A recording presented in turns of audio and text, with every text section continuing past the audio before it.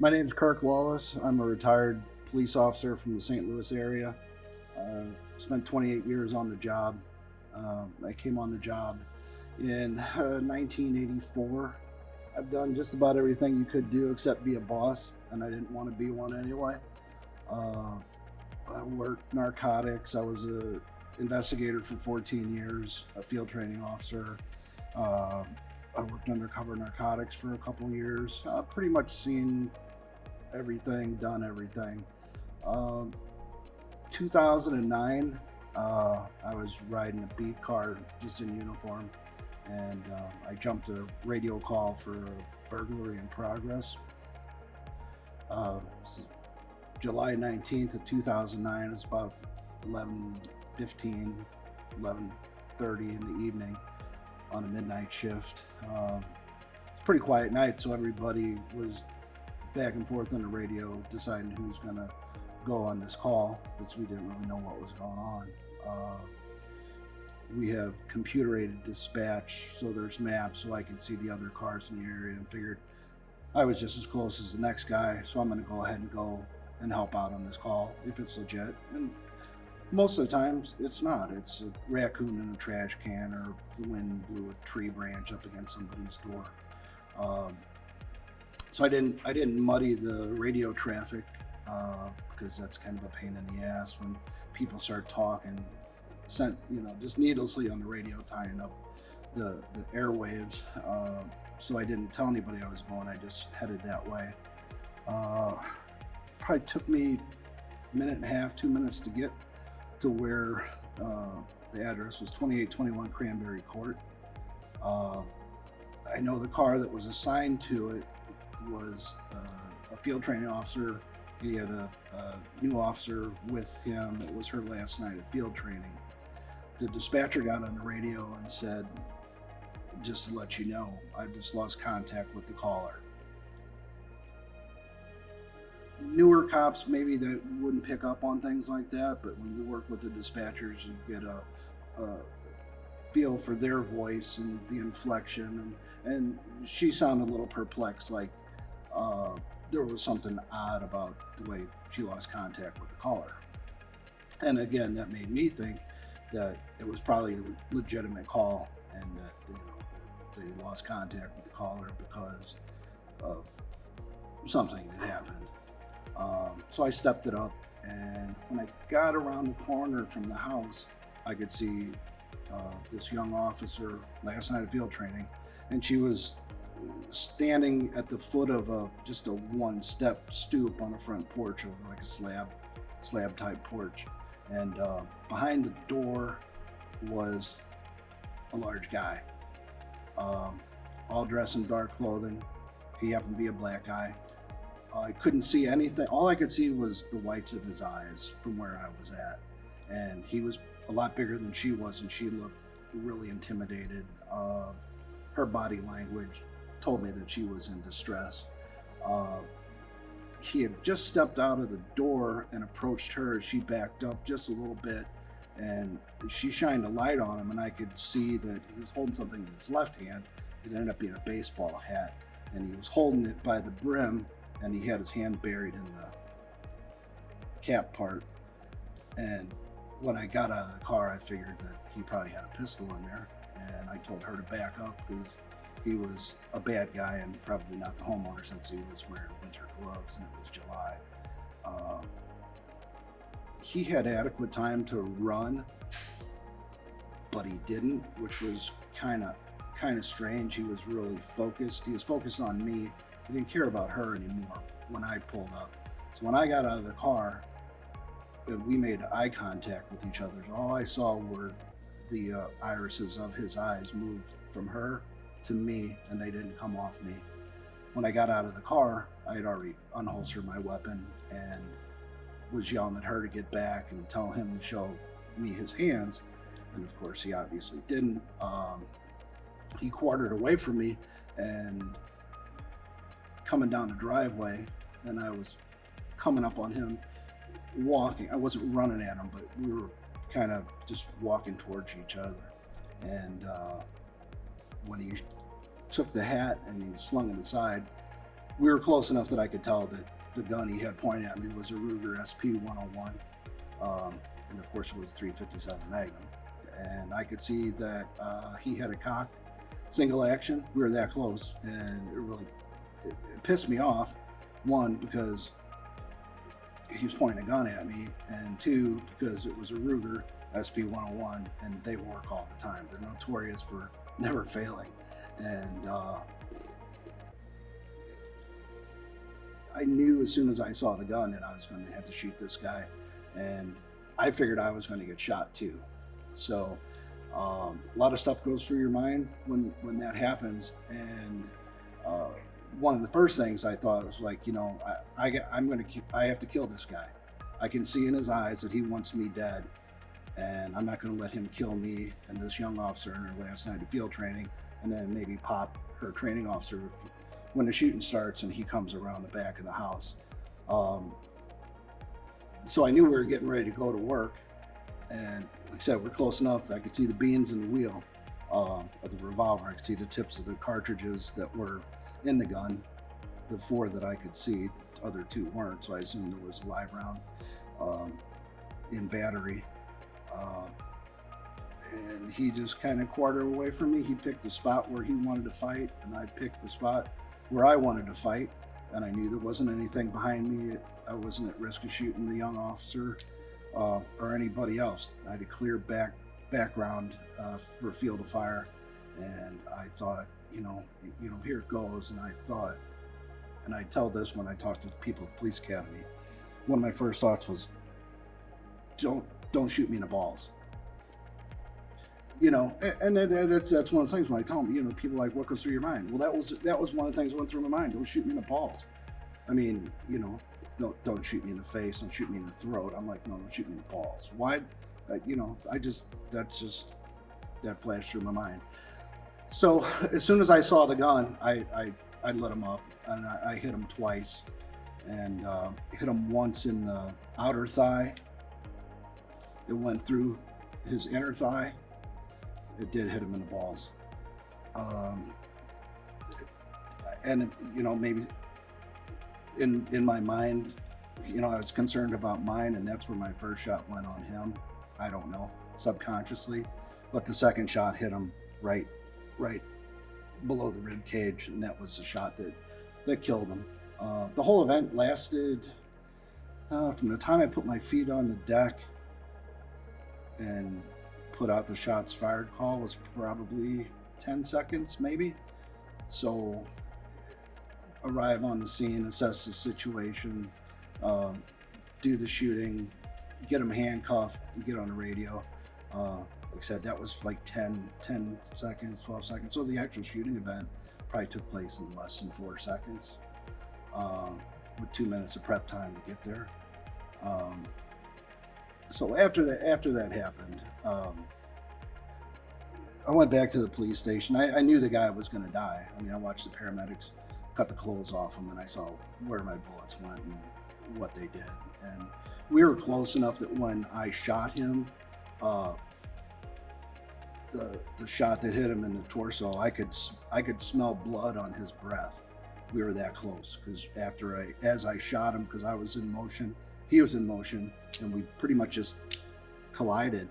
And I saw the gun fly out of his hand, and I didn't shoot him anymore because the gun was out of his hand, and I knew that of the 2 shots, I know one of them hit him pretty bad.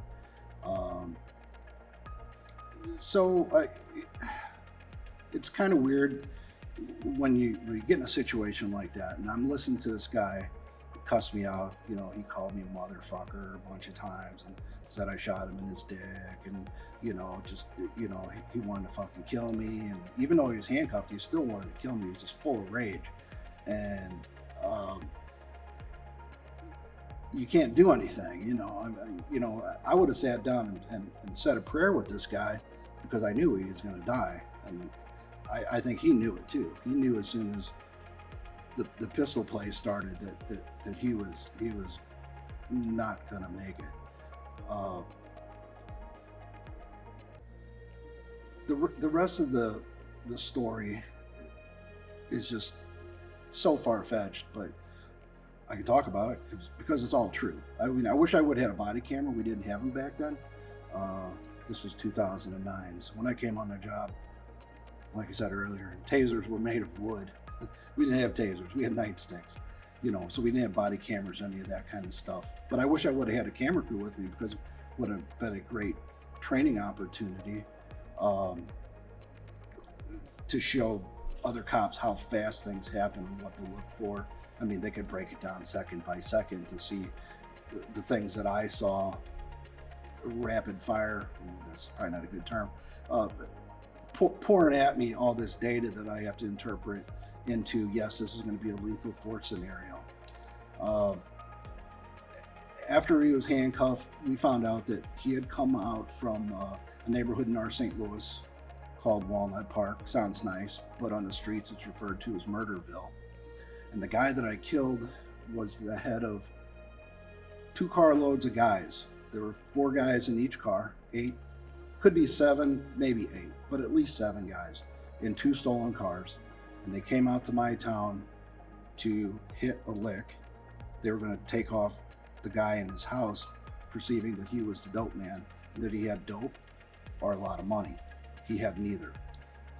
The call got interrupted with the dispatcher because the guy that made the call, his stepson came home and he was accosted by these guys who just beat the shit out of him. They pistol whipped him and forced him into the back of his own house to get to it, the money or the dope that they thought was in there.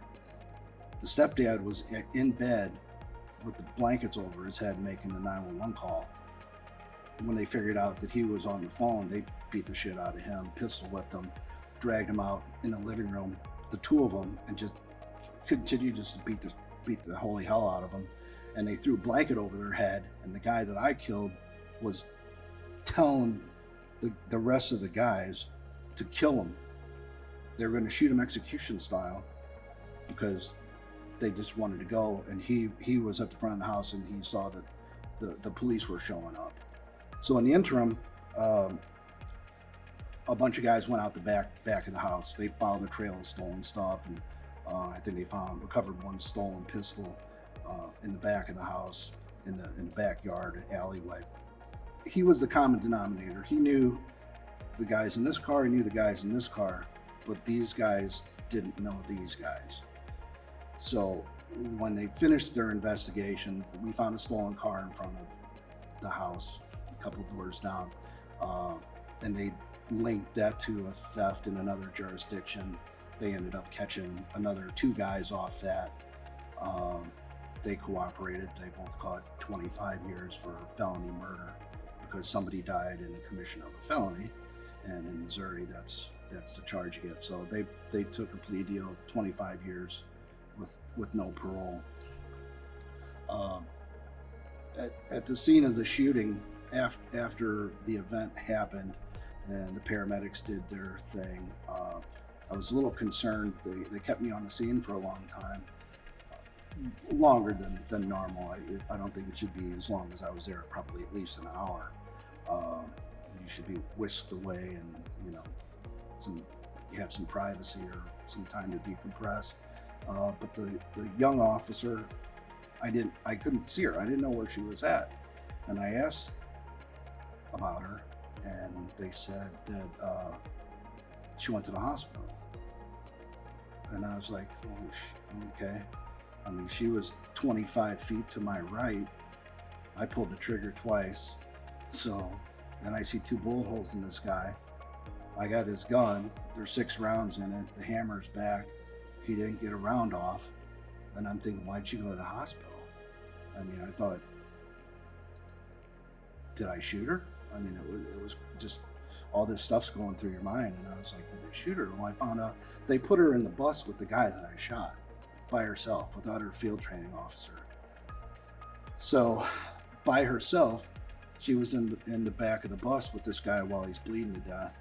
And he went back and forth, fuck you, I hate you, I hope you die, please don't let me die, help me, please save me, kind of thing. And, this is a 22, 23-year-old kid on her last night of field training, watching this guy bleed to death.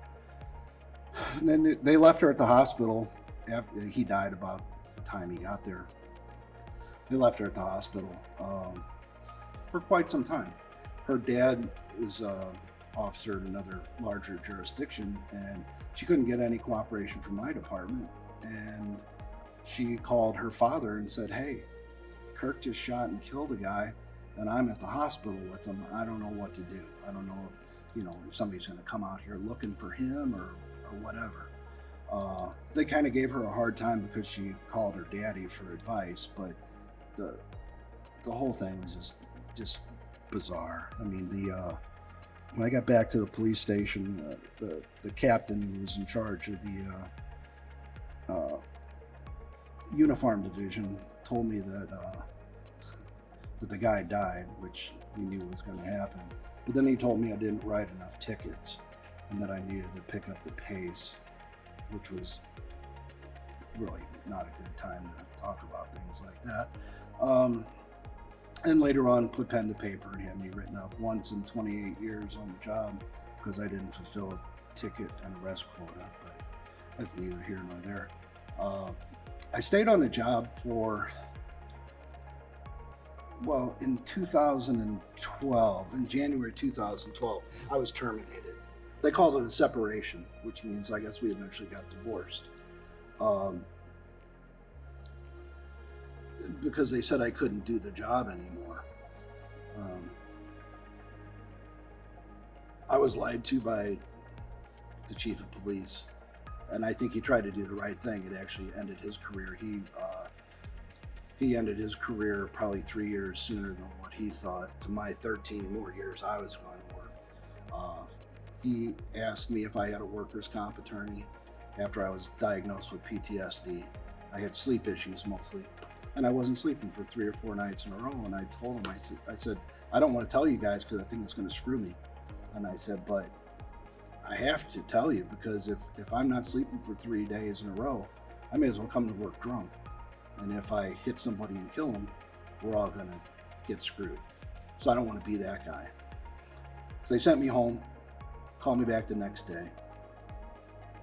He told me to file a workers' comp claim for having PTSD and said that the city would pay for all my treatment, and I had a year to have this taken care of before they attacked my sick time or anything like that. And I thought, wow, I was confused or perplexed. I thought maybe I'd stumbled into the fire department because they were being nice to me.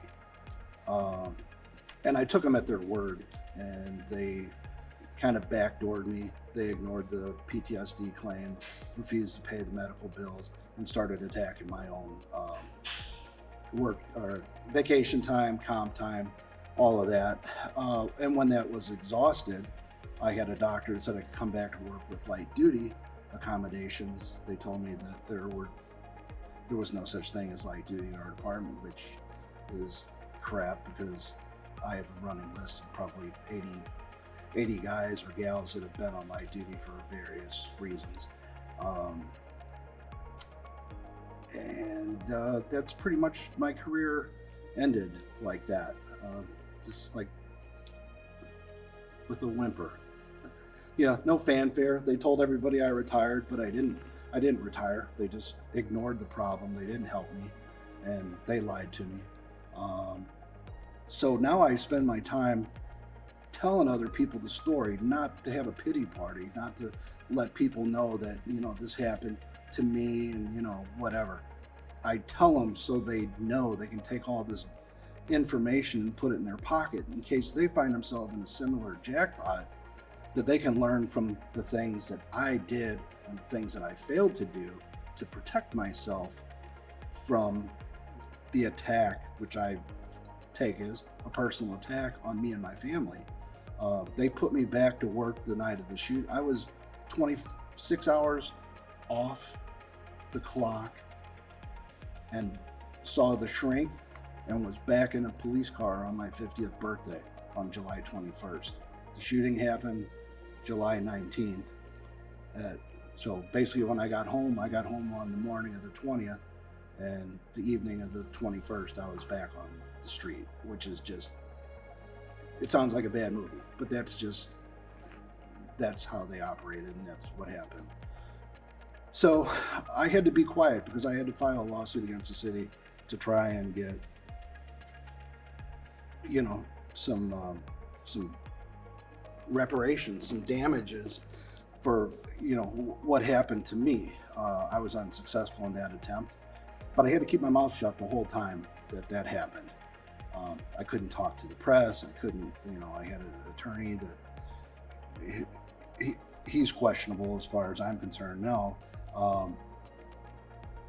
I had to keep my mouth shut, but I don't have to keep my mouth shut anymore. I find myself in a room with police recruits, and I tell them, I'm a guy that's been through this scenario.